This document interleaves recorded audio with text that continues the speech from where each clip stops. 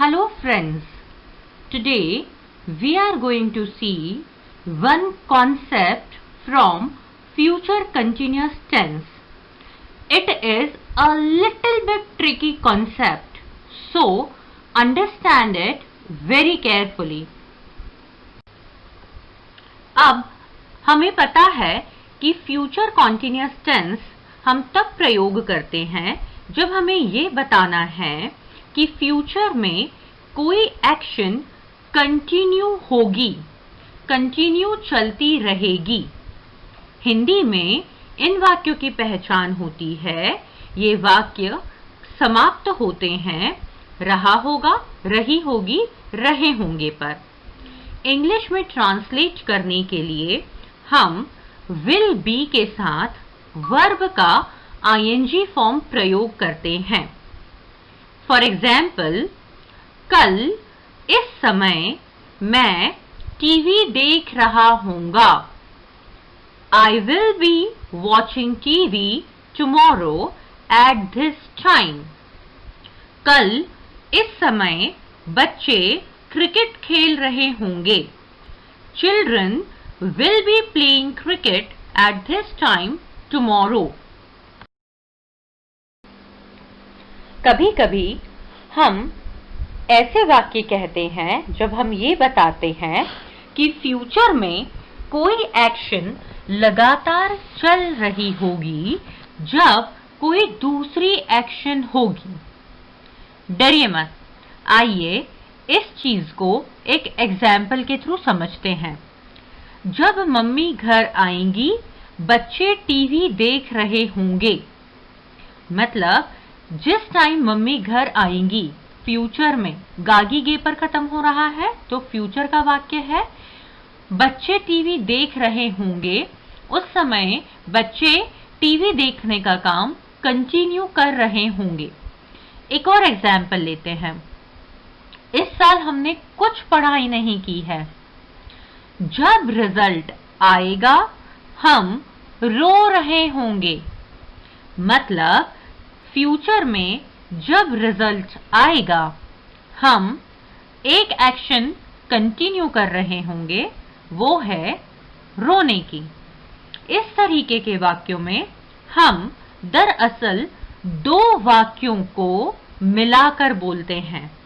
आइए वापस से हमारे एग्जाम्पल्स को हम देखते हैं। जब मम्मी घर आएंगी तब बच्चे टीवी देख रहे होंगे। देखिए, दो वाक्य है, मम्मी घर आएंगी, दूसरा वाक्य है बच्चे टीवी देख रहे होंगे। आइए सेकंड वाले एग्जाम्पल को डिस्कस करते हैं। जब रिजल्ट आएगा तब हम रो रहे होंगे।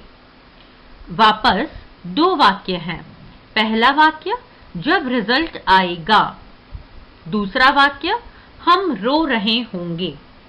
तो इसी तरीके के वाक्यों में हम दो अलग अलग वाक्यों को मिलाकर एक वाक्य बनाते हैं जिसमें हम ये बात बताते हैं कि फ्यूचर में कोई एक एक्शन कंटिन्यू चलती रहेगी जब कोई दूसरी एक्शन होगी।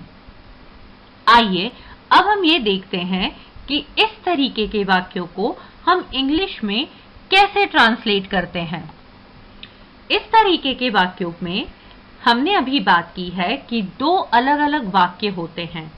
जो वाक्य कंटिन्यूटी का सेंस देता है, मतलब जो वाक्य ये बताता है कि एक्शन कंटिन्यू होगी, वहां हम विल बी के साथ वर्ब का आईएनजी फॉर्म रखते हैं। जैसे जब मम्मी आएंगी बच्चे टीवी देख रहे होंगे। बच्चे टीवी देख रहे होंगे, ये फ्यूचर में कंटिन्यू होगा, इसलिए इस वाक्य को हम बताएंगे children will be watching TV. जब रिजल्ट आएगा तब हम रो रहे होंगे। चूंकि हम रोने का काम कंटिन्यू करेंगे, इसलिए हम इस वाले सेंटेंस को विल बी के साथ वर्ब के आईएनजी फॉर्म से बनाएंगे। We will be crying। अब देखते हैं दूसरा वाक्य कैसे बनेगा? जब मम्मी आएंगी तब बच्चे टीवी देख रहे होंगे।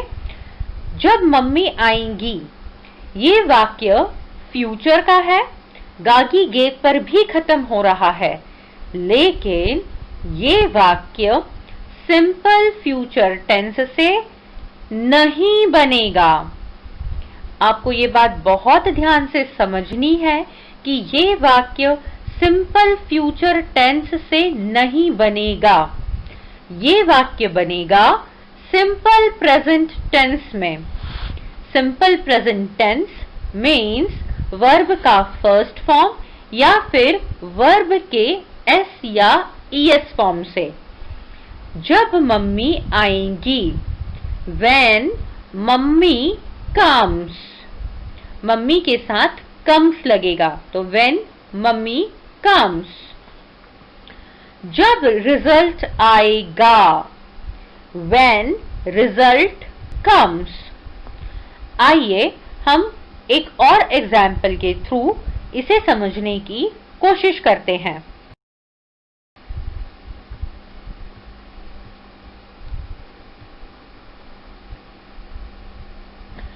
I will be watching TV when she arrives tonight। आज रात जब वो पहुंचेगी, मैं टीवी देख रहा हूँगा। चूंकि टीवी देखने का एक्शन कंटिन्यू चलेगा, हम इस सेंटेंस को will be के साथ वर्ब के ing फॉर्म से बनाएंगे। जब वो यहाँ पहुंचेगी, इस वाक्य को हम सिंपल प्रेजेंट टेंस में बनाएंगे। आइए कुछ और एग्जाम्पल्स के साथ इस कॉन्सेप्ट की प्रैक्टिस करते हैं।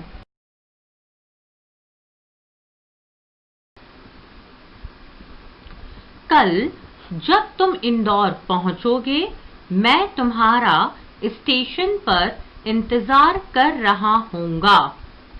I will be waiting for you tomorrow when you arrive to Indore।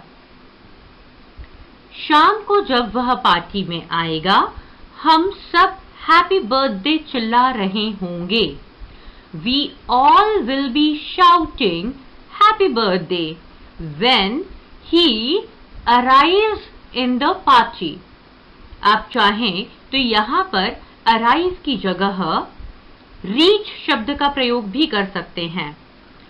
We all will be shouting happy birthday when he reaches to the party in the evening।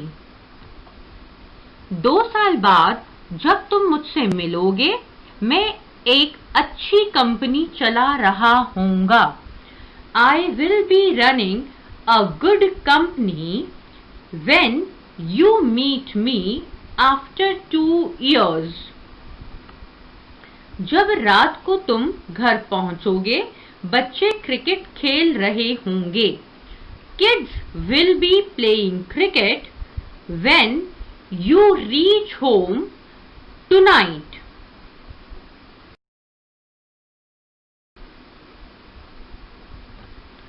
तो hopefully आप सभी को ये tricky concept अब clear होगा और अब आप डे टू डे लाइफ में सही इंग्लिश सेंटेंस का प्रयोग करेंगे।